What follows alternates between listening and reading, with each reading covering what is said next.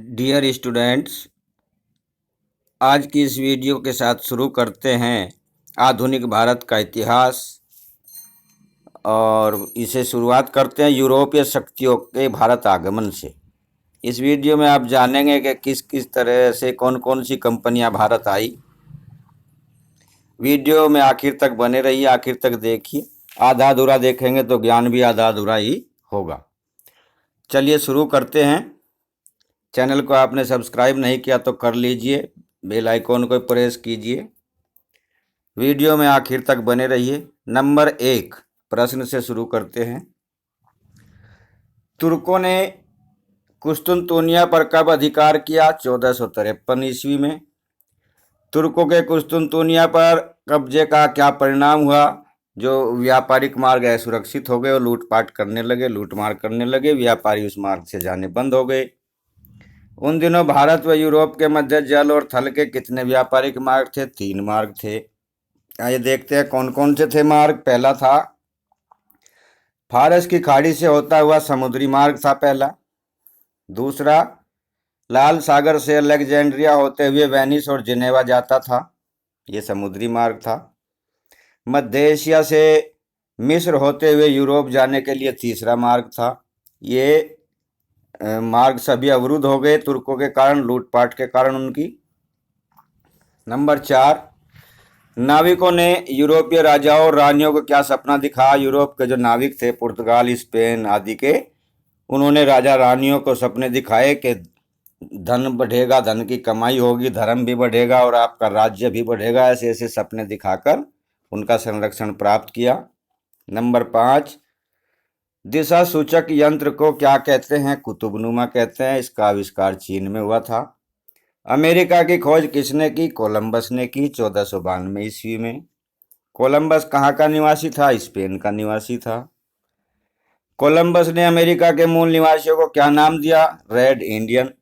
जब वो वहां पहुंचा तो उसने वहां के लाल लाल चेहरे वाले लोगों को देखकर समझा कि भारतीय लोग हैं और उन्हें भारतीय समझकर रेड इंडियन नाम दे दिया। और अपनी यात्रा में वह आखिर तक ही समझता रहा कि भारत पहुंच गया और भारत गया था। उसे यह पता ही नहीं चला था कि यह भारत नहीं है। भारत के समुद्री मार्ग की खोज किसने की? ये वास्को डी गामा ने की। वास्को डी गामा किस देश का निवासी था? ये पुर्तगाल का निवासी था।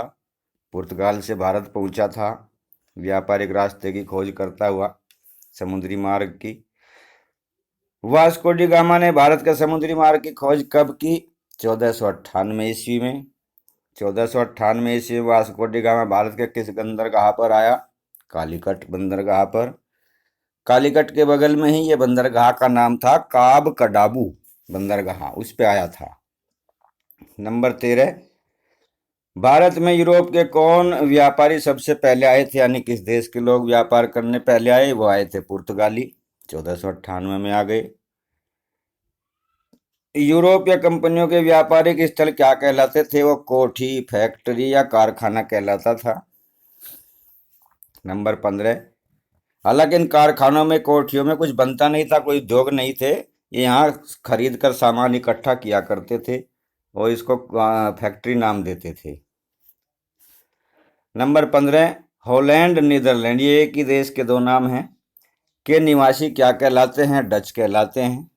कंपनी को राजाओं से मिलने वाले व्यापार के आज्ञा पत्र क्या कहलाते थे? फरमान कहलाते थे, जो बादशाह नवाब आदि देते थे। जहांगीर के दरबार में आया इंग्लैंड के राजा का पहला दूत कौन था? कैप्टन हॉकिंस था। कैप्टन हॉकिंस जहांगीर के दरबार में कब आया? 1608 ईस्वी में आया। नंबर 19, दूसरा अंग्रेज राजदूत इंग्लैंड के राजा का सर टॉमस रो कब जहांगीर के दरबार में आया? ये 15 में आया। पहले वाला जब फेल होके चला गया 13 तक, वो कोठी बनाई थी उसने सूरत में स्थापित करके चला गया, तो फिर दूसरा दूत आया था 1615 ईस्वी में।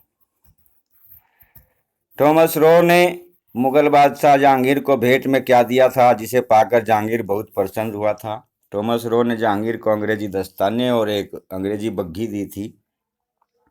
नंबर 21, यूरोपवासी मांस को सड़ने से बचाने के लिए किसका प्रयोग करते थे? मसालों का। 22।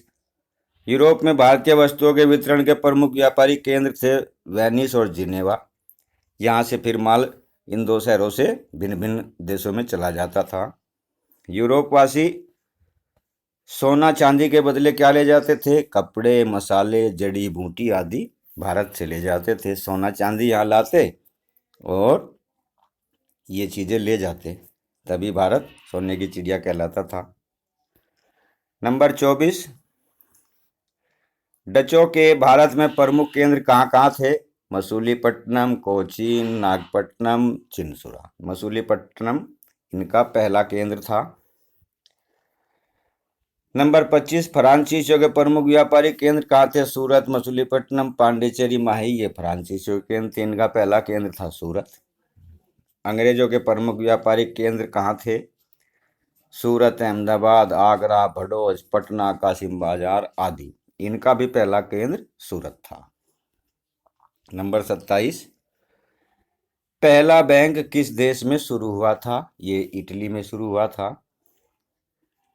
और नंबर 28। यूरोप के देशों के संगठन का क्या नाम है? इनका नाम है यूरोपीय यूनियन। यूरोपीय यूनियन EU के नाम से है। और अब यूरोपीय कंपनियों की स्थापना एवं आगमन। कौन कंपनी कब बनी और कब वो भारत में पहुंची या नहीं पहुंची? अब पहली कंपनी थी पुर्तगाली कंपनी, 1500 में बनी। अंग्रेजी कंपनी 1600 में बनी, 31 दिसंबर को। डच कंपनी 1602 में। डेनिश की स्थापना 1616 में। फ्रांसीसी की कोलबर्ट ने की 1664 में। और स्वीडिश कंपनी की बहुत बाद में 1731 में स्थापना हुई।